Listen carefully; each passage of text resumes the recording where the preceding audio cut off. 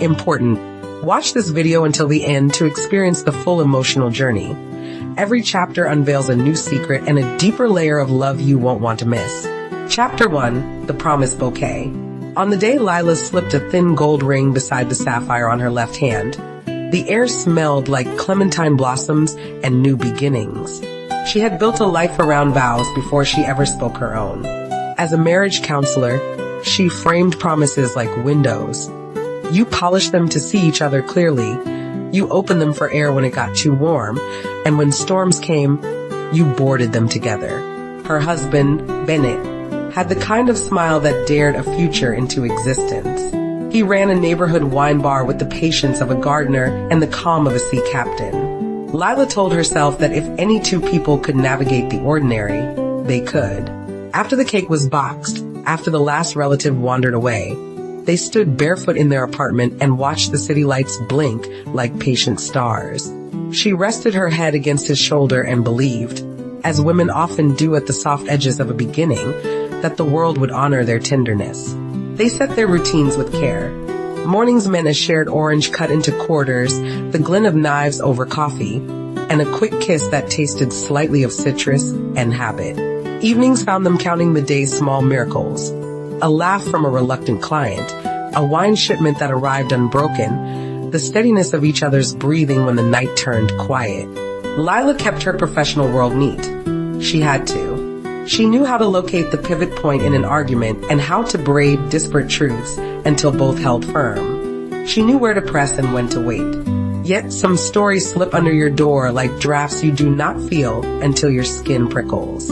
Hers was already creeping in, long before she knew it had a name. Chapter 2. The Unraveling Announcement. The call came on a Tuesday that smelled of rain. Her mother, Nora, said it plainly, the way one might inform you the lilacs had bloomed early. We're separating, she said. It's time. Lila felt the room tilt, not with panic but with disbelief.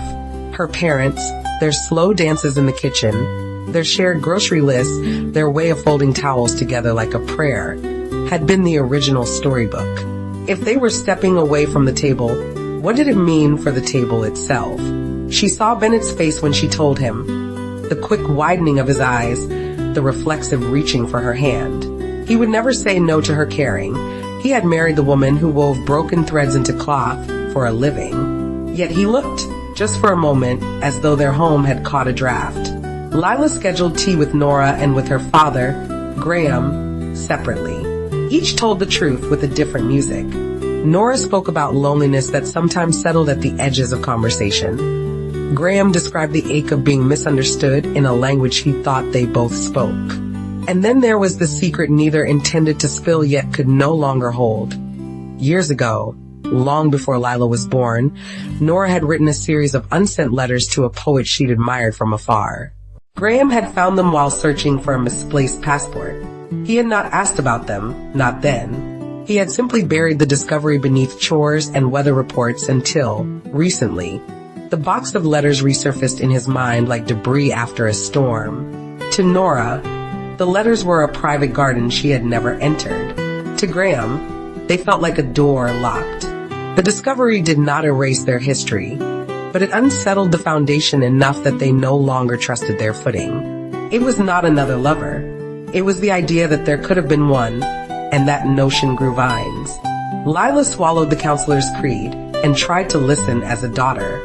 But daughters who spend their days as healers tend to reach for bandages even when the wound hides its face. Let me help, she said, and the promise fell between them like a net she believed could catch them all. Chapter 3. The Fixer's Creed. Lila invited Nora and Graham to her office on alternating days. She changed the art on the walls, replaced the ember lamp with a softer one, and tried not to worry that her mother sat on the edge of the couch like a guest on borrowed time. She designed exercises that had helped countless couples. Daily appreciations, truth-telling without interruption, the naming of unmet needs as if they were neighbors at a block party. But she did not account for the particular storm of being both guide and family. The questions she asked were professionally sound and personally perilous. When she moved the conversation toward the letters, Nora's cheeks went pale. When she asked Graham about the long-ago silence after his discovery, he rubbed his thumb against his wedding band as if polishing regret. Bennett watched Lila work late, her laptop turning the living room into a thumbnail moonlit stage. He cooked quietly, poured her tea, midwifed her exhaustion into sleep. He asked about her own heart, and she replied with the language of outcomes, as if love could be graphed and measured on a whiteboard. One evening, he brought home a bottle he had been saving for their first anniversary. "We'll open it now," he said. "We might need the taste of the future to keep us steady." They sipped and stared at the ceiling as though meaning might be written there. When he reached for her, she leaned in, but a part of her leaned out, following the thread of her parents' voices. A week later, she organized a joint session with Nora and Graham. It did not go as planned. Nora admitted she had not sent the letters because the idea of the poet had been safer than the man she'd lived beside, safer than risking asking for the lines she craved from the person she loved. Graham confessed he had hidden his hurt because he feared he would not be enough. The room held decades, and Lila could hear every year breathing. By the end, Nora removed her ring. "I can't pretend I was not tempted by a different life," she said. "And he cannot pretend he felt safe with me." They stood up, older than their bones, and walked out together, stern as judges and just as lonely. That night, Lila slept facing the wall. Bennett's hand hovered over her shoulder, then fell back to the sheet with a soft, defeated whisper. Chapter 4. When Love is the Patient. Even healers learn on living people. Lila did not notice that she had carried home the sterilized language of negotiation until Bennett missed it and said so.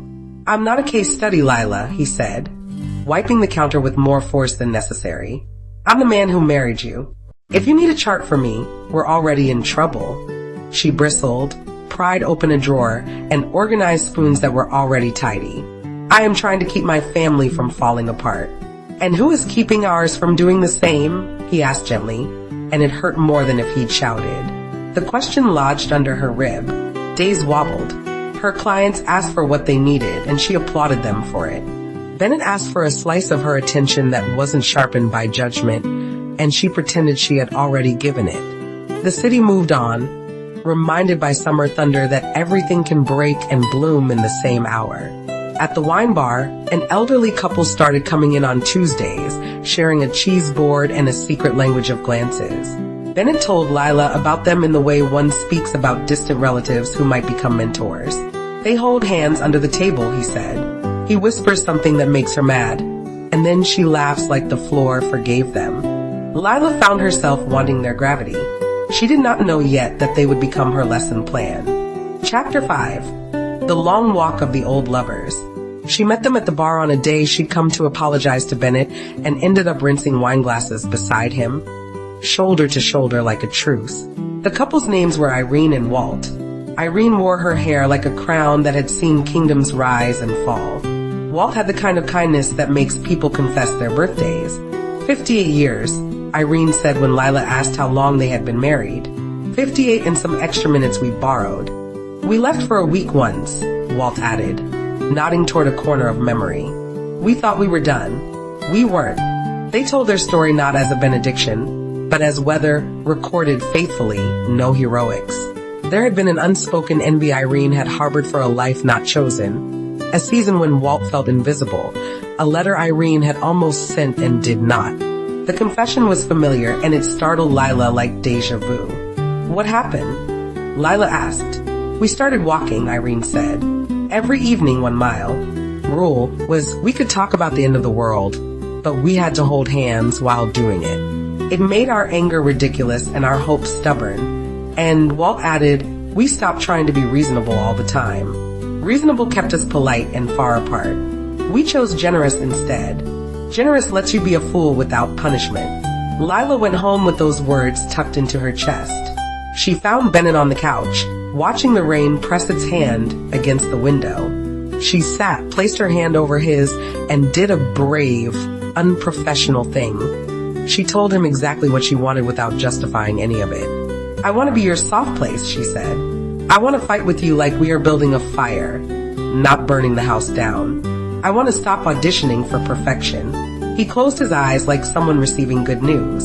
"Then stay," he said. "Stay when it's messy. I can do messy. I just can't do vanishing. They took a long walk under a shared umbrella, the city shining as if freshly invented. Lila decided to stop treating her parents' marriage like an equation she could solve. She would bring them options and a mirror, nothing else. Chapter 6. What the letters were for. When Nora agreed to meet her at the botanical garden, Lila arrived early and counted lilies instead of reasons. They walked the pathways as if they were both wearing shoes too tight for secrets. "Mom," Lila said, gentle but unambiguous, "what did the letters give you?" Nora stared at a fountain where coins held their metallic breath underwater. "They gave me the feeling of being brilliant and wanted," she said. "It was nothing against your father. He is a good man, but goodness has its own silence. The letters were my noisy, private way of believing I could be chosen again. By someone who didn't know you," Lila observed softly. "He couldn't disappoint you. He also could make you tea when you were sick." Nora smiled, brief and rueful. "Your grandmother used to say that fantasy is just the part of reality that hasn't said hello yet."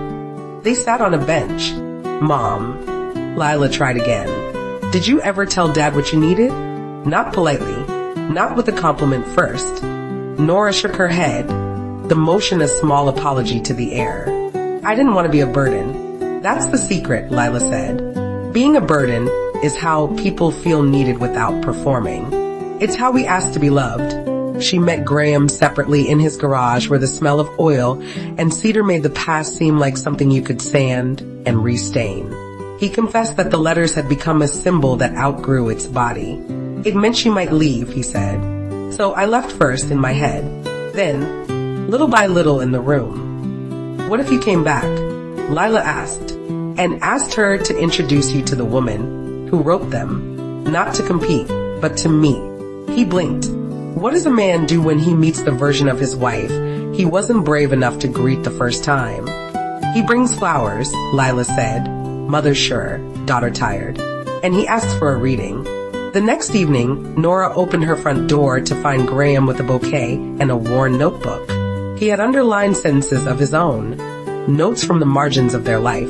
"Read me yours," he said, "and if you can bear it, I'll read you mine." They sat, two people on opposite shores, tossing lines to each other until one landed. The letters had not been about the poet at all. They were sound tests in an empty room.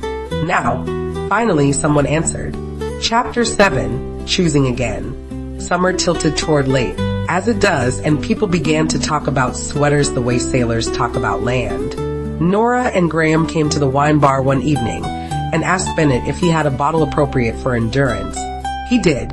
They told Lila they were not mending because the past had been sorted like laundry, but because, finally, they had taken off their ceremonial politeness. Nora wanted poems from the man she had, and Graham wanted the right to confess his fear without earning a lecture. They made a smaller promise than the first one, and because of that, it felt larger. They would not guarantee forever. They would guarantee this, to bring the whole clattering truth to the table and to eat together anyway. Irene and Walt arrived that same night, as if summoned by the hour. Irene raised her glass toward Nora with an understanding that needed no preface. Walt asked Graham if he liked evening walks.